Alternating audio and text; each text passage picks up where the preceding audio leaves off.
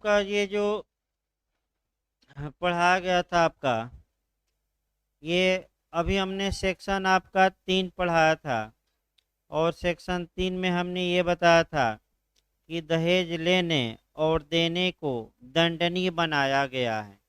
यानी कि दहेज लेना और देना आपका दंडनीय बनाया गया है। इसके बाद आपका धारा 4 बहुत बड़ा क्वेश्चन नहीं बनता। आपका दहेज मांगने के लिए शास्ति, यानी कि दहेज लिया दिया नहीं गया, बल्कि केवल अभी दहेज क्या किया गया है, मांगा गया है। तो चाहे डायरेक्ट रूप से या इनडायरेक्ट रूप से अगर दहेज मांगा जाता है तो इसके लिए दंड थोड़ा कम होगा, क्योंकि अभी लिया दिया नहीं गया। और लिया दिया गया है तो धारा 3 अप्लाई ही होगी आपका। इसमें जो दंड की मात्रा है वह 6 माह से कम नहीं होगी और अधिकतम 2 वर्ष तक हो सकेगी, और जुर्माना 10,000 रुपये तक। लेकिन न्यायालय पर्याप्त कारण दिखा के 6 माह से कम का दंड दे सकता है। इसके बाद 4A विज्ञापन पर पाबंदी, यानी कि अगर कोई व्यक्ति विज्ञापन निकालता है और दहेज लेने या देने की माने आपका विज्ञापन में डिमांड करता है, विज्ञापन में लिखता है, तो वह व्यक्ति भी दंड का क्या होगा, भागी। लेना देना आवश्यक नहीं। तो आप देखे होंगे विवाह का विज्ञापन समाचार पत्रों में भी निकलता है। अब तो सोशल मीडिया पर लोग डाल दे रहे हैं। जितने राण साण सन्यासी हैं वह सोशल मीडिया पर डाल दे रहे हैं। और आपका कह सकते हैं कि फ्रॉडगिरी भी हो रही है बहुत ज़्यादा। अभी कई दिन टीवी और पेपरों में आया कि आपका मैंने विवाह वाला साइट बनाया था और लड़की का फोटो मांगता था। बबली बंटी थे, लड़की जो थी लड़कों का मांगती थी और का कुंडली मांगती थी। ये लड़का में दोष हैं, ये लड़की में दोष हैं। इतना पैसा तो कुंडली में दोष को दूर करने के लिए लगेगा। पैसा दे दिया जाता था, उसके बाद से लेकर क्या होते थे फरार। एक लोग तो आपका मैंने 6 लाख रुपया दे दिए, एक लोग 6 लाख। अरे भाई 100-200 दिया जाता है कि 6 लाख कुंडली में। तो बताइए आप अमृत भाई, कौन कुंडली में दोष है कि 6 लाख आप दे देंगे आपका। तो 6 लाख नहीं, 6 रुपया हम नहीं देंगे। यानी कि इलाहाबादी लड़के तो कितना नहीं देंगे, 6 रुपया। चाय नहीं पी लेंगे मौर्य जी जैसे। तो मैंने ऐसे ऐसे भी तो कबीरा इस संसार में भांति भांत के क्या लोग, तो भांत भांत के लोग में मौर्य जी भी हैं आपका। तो ये भी भांति भांति वाले हैं। तो देखिए आगे आपका विज्ञापन पर अलग से पूछ सकता है। तो देखिए आपका जो मुख्य रूप से आपका कह सकते हैं कि इधर आपका विज्ञापन पर जो विज्ञापन करेगा, लेन देन की मांग करेगा, वह दंड का भागी होगा। कम से कम 6 माह और अधिकतम कितना, 5 वर्ष। इसके बाद धारा 5 दहेज देने या लेने के लिए करार करते हैं तो ये करार क्या होगा, प्रवर्तनीय होगा कि शून्य होगा, शून्य होगा। यानी कि तो शून्य करार किसे कहा जाता है संविदा में, जो विधिता प्रवर्तनीय हो कि न हो। यानी कि क्या दहेज की रकम कानूनन वसूली जा सकती है कि नहीं, नहीं। अब देखिए आपका 2 उदाहरण। ए ने बी से करार किया कि तुम मेरी बिटिया से विवाह कर लो, विवाह के बाद मैं 10 लाख दहेज दूंगा। और ए ने इनकार कर दिया। तो क्या जो लड़का था वह न्यायालय में मुकदमा करके ये रकम वसूल सकता है कि नहीं, नहीं। यानी कि आपका साम्य चाहने वालों को स्वच्छ हाथों से आना चाहिए कि गंदे हाथों से। एक तो तुम दहेज की मांग किए, दहेज लिए, और ऊपर से आ गए हो वसूली करने, तो कोर्ट जेल भी भेज देगा कि दहेज लेना और देना क्या है, प्रसिद्ध है, और आ गए हो वसूली करने। और ये करार धारा 5 के तहत क्या है, वार्ड है, शून्य है। इसके बाद आपका धारा 6 से ही क्वेश्चन बनने का चांस रहता है। आपका दहेज का पत्नी या उसके वारिसों के फायदे के लिए होना, यानी कि मेंस के लिए आपका ये धारा भी तैयार रखना है। अभी एक दो कंसेप्चुअल क्वेश्चन भी बचे हैं। कंसेप्चुअल क्वेश्चन जो आपका बन सकता है पूरा कानून मिलाकर, चूंकि छोटा कानून है, तो दहेज प्रतिषेध अधिनियम में दिए गए अपराधों का उल्लेख करिए। तो इसके लिए जितने धाराओं में अपराध हैं, कौन कौन अपराध हैं, उसके लिए क्या क्या सजाएं हैं, आप घर पर जाकर, नोट्स में है भी, हम बताएंगे भी लास्ट में, आप घर पर जाकर एक बार उस लिस्ट को और सेक्शन को क्या करेंगे, तैयार। आपका कर्तव्य है। इधर अब 2-3 क्वेश्चन ही बना, एक दहेज प्रतिषेध अधिकारी पर और एक ये आपका धारा 6 पर। तो देखिए धारा 6 आपका चांस है पूछने का कि जो दहेज हैं, इसके बाद धारा 7 है, वहीं 3-4 क्वेश्चन और बचा है। तो आइए एक एक करके आपका देखा जाए कि धारा 6 में बताया गया है कि दहेज का पत्नी या उसके वारिसों के फायदे के लिए होना। अब एक उदाहरण पहले देखा जाए। मान लीजिए कि पति ने दहेज ले लिया है, तो ऐसी दशा में कानून ये कहता है कि विवाह के समय से या जिस दिन दहेज लिए हो उस तारीख से तुम अगले 3 मास के अंदर पत्नी को वह दहेज की जो रकम है क्या करो, वापस। अगर पत्नी की डेथ हो जाती है तो ऐसी दशा में पत्नी के वारिसों को वापस करो, यानी कि पत्नी के वारिसों को वापस करो। अगर तुम वापस नहीं करते तो दंड के भागी होगे और न्यायालय की प्रक्रिया के अनुसार तुमसे ये धन क्या किया जाएगा, वसूला जाएगा। तो जो दहेज होता है वह पत्नी या उसके वारिसों को वापस करना है, आपका रखना नहीं है। वैसे वापस ही कौन करता है वो अलग बात है, लेकिन कानून है तो क्या किया जाएगा, वापस तभी किया जाता है जब डिस्प्यूट उत्पन्न हो जाए, यानी कि लातम जुत्तम और पैजामम हो जाए, किसके बीच, पति पत्नी के बीच। दंगा तो हम नहीं कर सकते, क्योंकि दंगा कहाँ लड़ जाएंगे, पति पत्नी तो होगा सार्वजनिक स्थान पर, और घर में लड़ गए तो क्या होगा, दंगा नहीं। भले आपका अत्याचार हो जाए, आपका वो SC/ST वाला अत्याचार ना मान लीजिएगा।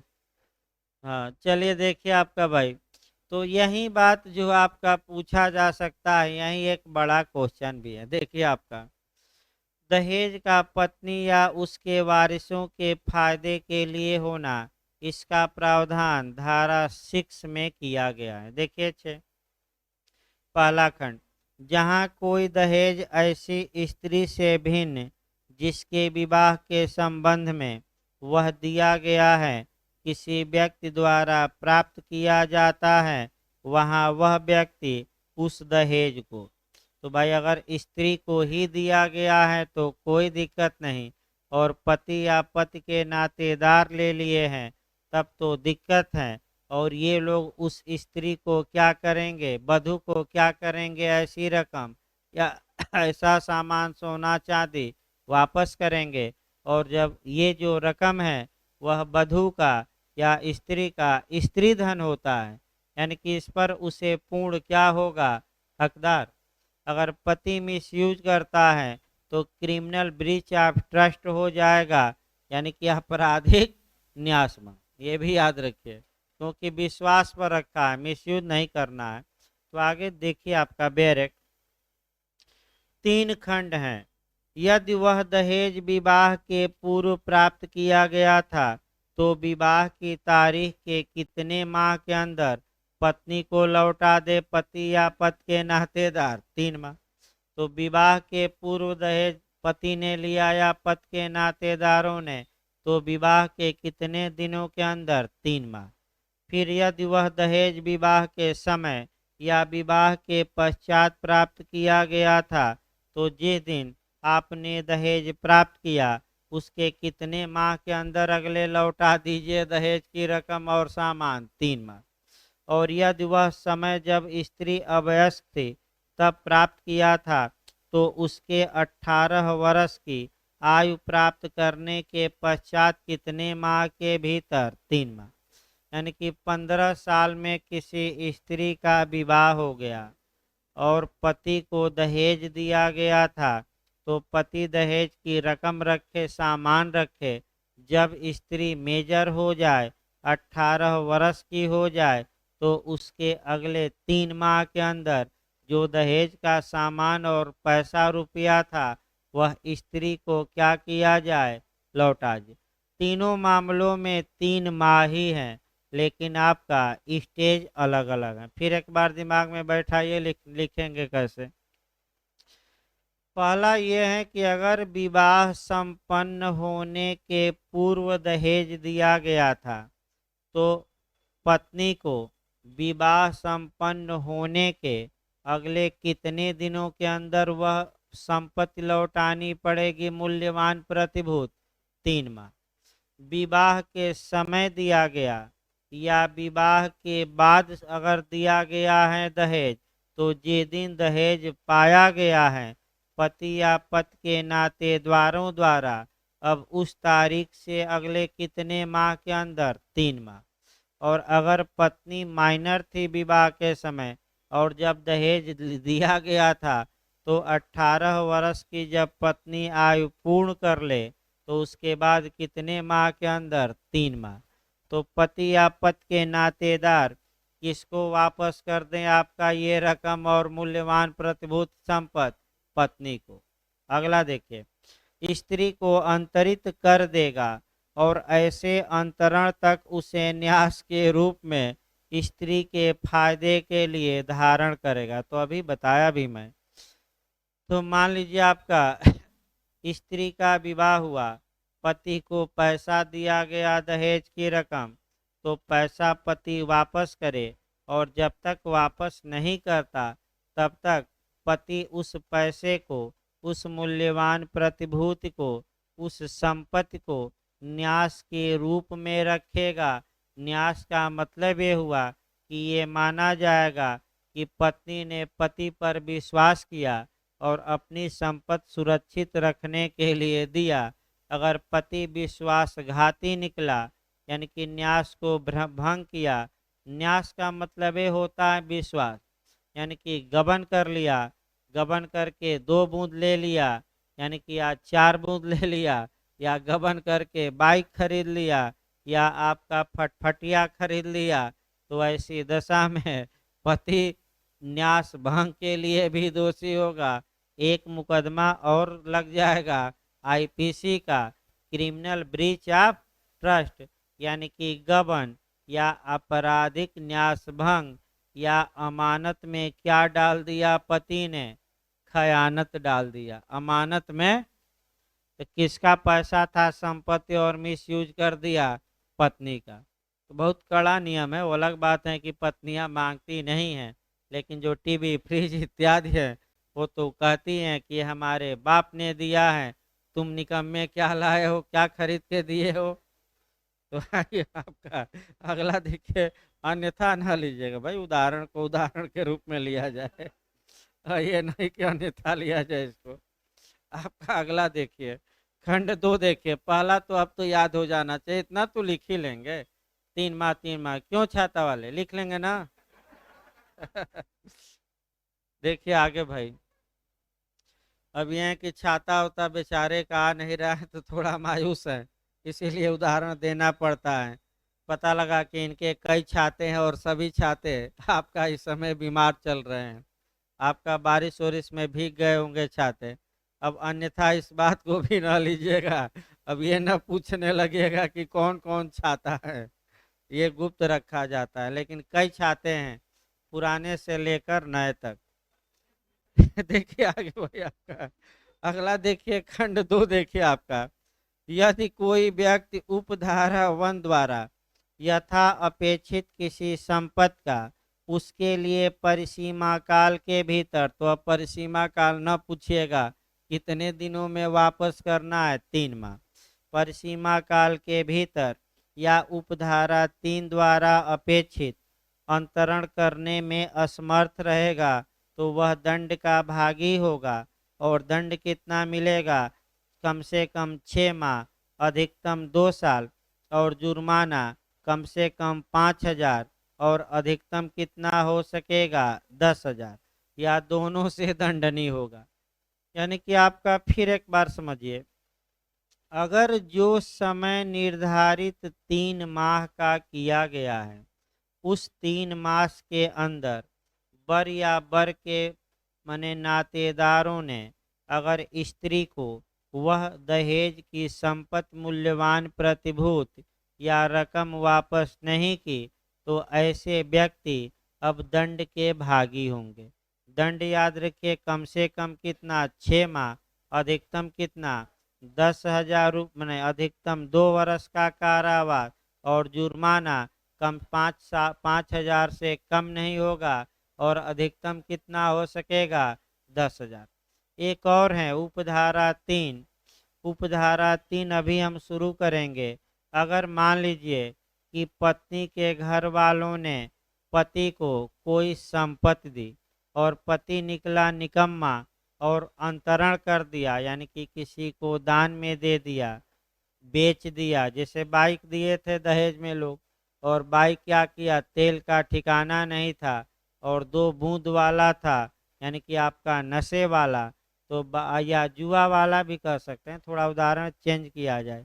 जुआ वाला था तो सब जुए में गहना रुपया और बाइक बेचकर क्या किया? आपका जुआ खेल लिया।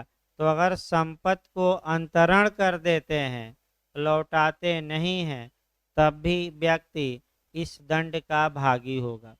यानी कि केवल न लौटाने पर ही नहीं, बल्कि स्त्री की जो संपत्ति दहेज वाली, अगर आप उसको क्या करते हैं? ट्रांसफर, यानी कि संपत्ति दूसरे को क्या करते हैं? बेच देते हैं, तब भी आप इस दंड के क्या होंगे? भागी। अब आगे देखिए, आपका खंड 3 देखिए, जहां उपधारा 1 के अधीन किसी संपत्ति के लिए हकदार स्त्री की उसे प्राप्त करने के पूर्व मृत्यु हो जाती है, तब कौन प्राप्त करेगा? तो आपका उस स्त्री का वारिस प्राप्त करेगा। परंतु जहां ऐसी स्त्री के मृत्यु उसके विवाह के 7 वर्षों के भीतर प्राकृतिक कारणों से अन्यथा हो जाती हैं, तब तो वारिस नहीं पाएंगे, यानी कि डावरी डेथ कहा जाए। अगर स्त्री की मृत्यु, सामान्य नियम पहले देखिए, अगर स्त्री की मृत्यु आपका समय के पहले ही हो जाती है और अभी संपत्ति धन इत्यादि वापस नहीं मिला, तो पत्नी के वारिस उस संपत्ति या धन या मूल्यवान प्रतिभूति के हकदार होंगे, उनको वापस किया जाएगा। लेकिन अगर उस स्त्री की मृत्यु आपका विवाह के 7 वर्षों के अंदर हो जाती है और मृत्यु प्राकृतिक नहीं है, अप्राकृतिक है, यानी कि डावरी डेथ है, तब आपका अब ऐसी दशा में जो ये दहेज की रकम या संपत्ति है वह किसको मिलेगी, ये अगले नियम में बताया गया है। फिर याद रखिए, मृत्यु हुई हो और मृत्यु कितने साल के अंदर विवाह के, और प्राकृतिक हुई हो कि अप्राकृतिक, अप्राकृतिक, तब जो दहेज की रकम थी, संपत्ति थी, वह स्त्री के वारिसों को ही जाएगी। लेकिन किस वारिस को जाएगी, यह स्पष्ट रूप से बेयर एक्ट में क्या है? लिखा है। यदि उस स्त्री की कोई संतान है तो पहले संतान को जाएगी, सामान्य नियम है। अगर मान लीजिए पुत्र पुत्री है तो किसको मिल जाएगी? पुत्र पुत्री को, पहला नियम। अगर संतान नहीं है तो उसके स्त्री के माता पिता को जाएगी, मायके में चली जाएगी। लेकिन ये कब? जब स्त्री की कोई संतान न हो। और तीसरा, यदि उसकी संतान है तो उसकी ऐसी संतान को अंतरित की जाएगी, और ऐसे अंतरण तक ऐसी संतान के लिए न्यास के रूप में धारण की जाएगी।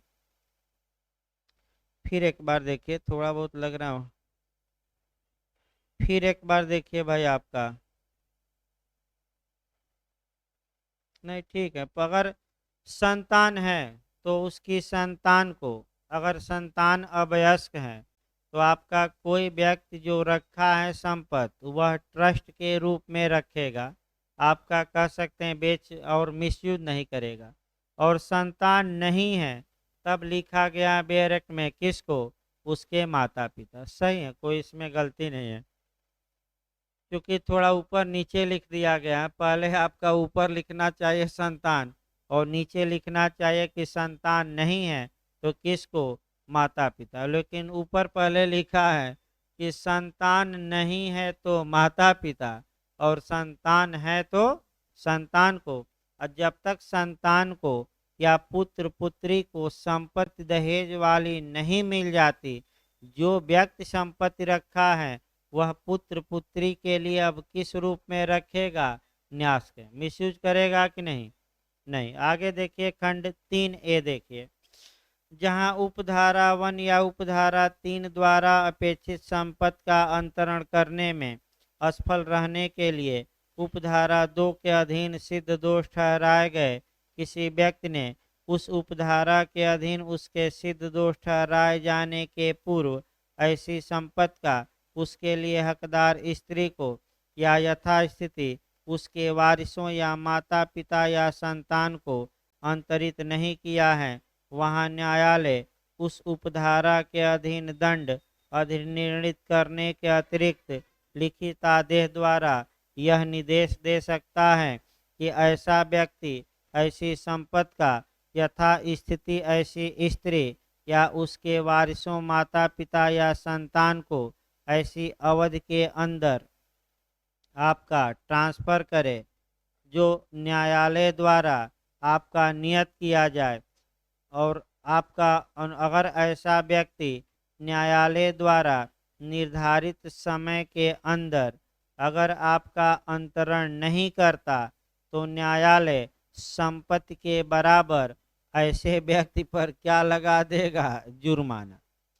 भाई फाइन, देखिए इसका मतलब ये हुआ कि अगर समय के अंदर मने बर या बर के पक्ष मने बर के संबंधियों या रिश्तेदारों ने जो दहेज लिए हैं, अगर समय के अंदर आपका स्त्री या स्त्री मर गई है तो उसके वारिस या संतान या स्त्री के माता पिता उस दहेज की संपत्ति नहीं लौटाई है तो ऐसी दशा में न्यायालय आदेशित करेगा कि आप इतने समय के अंदर ये दहेज की संपत्ति का ट्रांसफ़र करिए, इनको लौटाइए।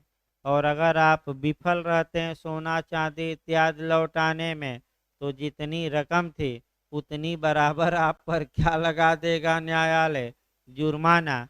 और जुर्माने की वसूली जानते हैं कैसे होगी, ऐसे पति या पति के नातेदारों की चल अचल संपत्ति को क्या किया जाएगा, कुर करके बेचवा कर, और न्यायालय क्या करेगा, वसूल लेगा।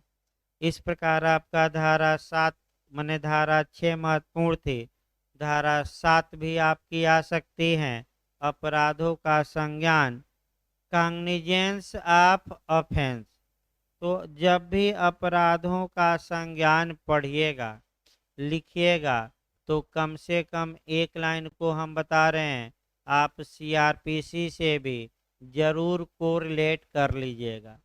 अपराधों का संज्ञान, संज्ञान शब्द को न तो इस कानून में परिभाषित किया गया है न सीआरपीसी में।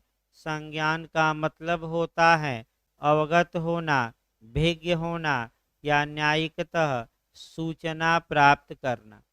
यानी कि संज्ञान अपराध का लिया जाता है, अपराधी का नहीं।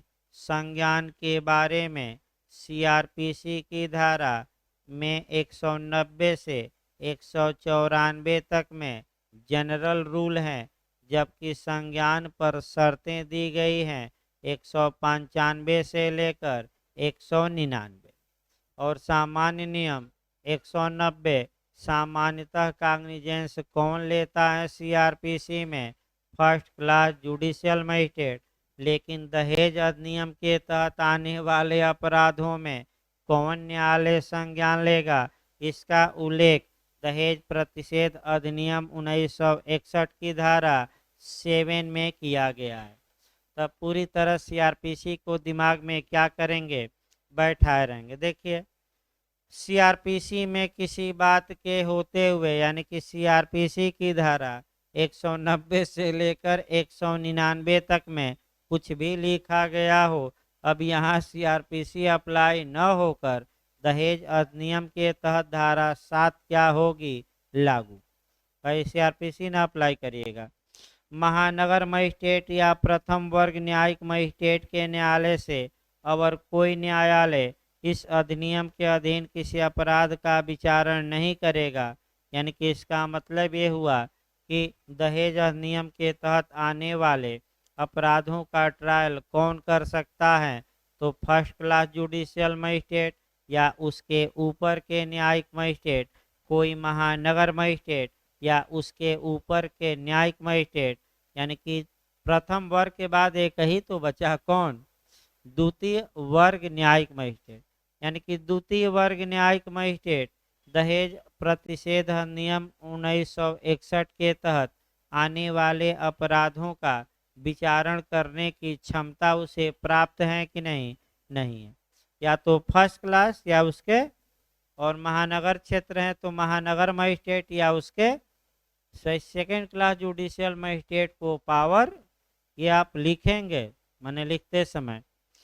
अब ये है कि संज्ञान कैसे लिया जाता है, तो फिर एक बार आप देखिए सीआरपीसी, आप देखिएगा सीआरपीसी की धारा 190(1) में 3 आधार दिए गए हैं जिन पर कि अपराध का संज्ञान लिया जा सकता है।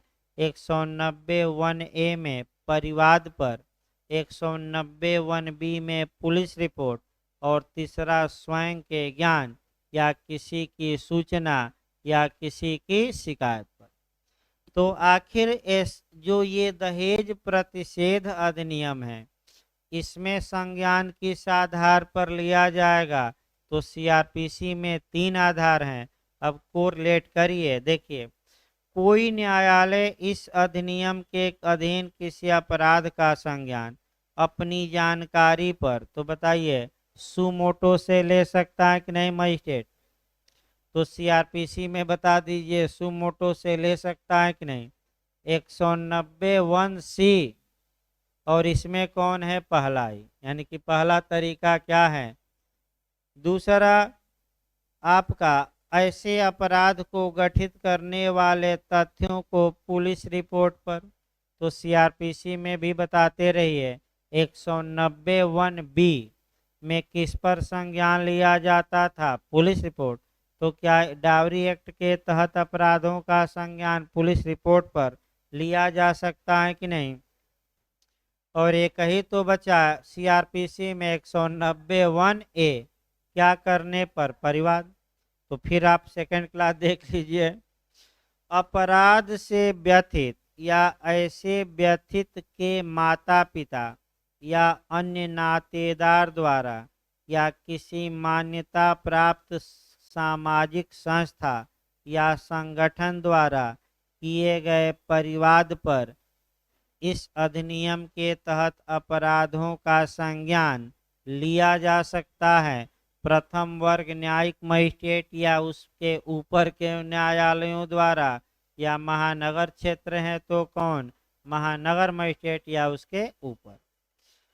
तो हमें लगता है कि जो सीआरपीसी में दिया गया है, बस आपका परिवाद वाला थोड़ा भिन्न है कि परिवाद समाज का कोई भी व्यक्ति नहीं कर सकता, या तो व्यथित या उसके आपका माता पिता या उसके नातेदार या कोई सामाजिक संस्था कर सकती हैं। बिल्कुल अजनबी व्यक्ति परिवाद। तो भाई 3 आधार हो गया, याद कर लेना है। तो संज्ञान आपका जब भी इसको लिखिएगा आपका कह सकते हैं खंड सी देख लीजिए, लास्ट में एक लाइन।